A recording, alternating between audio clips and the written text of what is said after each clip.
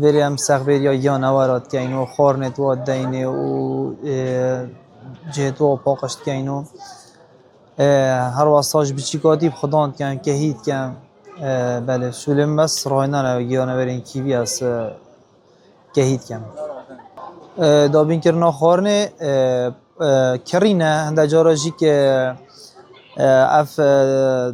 وقتی بیشتر صحیه و اف جهت زالگه ها وقتی که گوشت اکید گیرن مثلا شنده جارش ترکات نیاز زالگه هاتن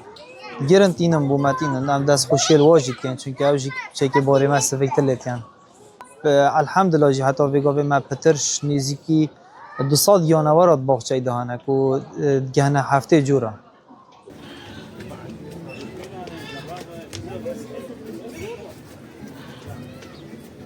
خودت چرا سریال وره شلای نخوشیو و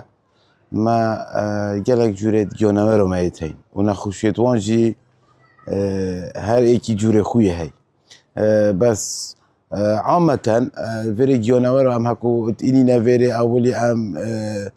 او دیون فحصه که بود که تأکید کن که چه شو او دی لینیم پاشی هم اینو هم داخل یک گل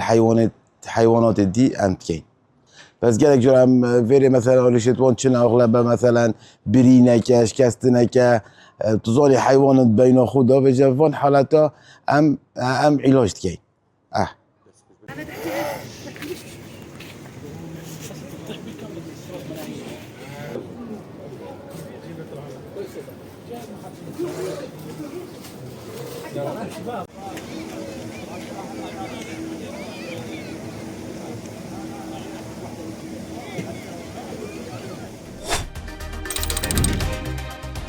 دماهيك آخفتن يا واريا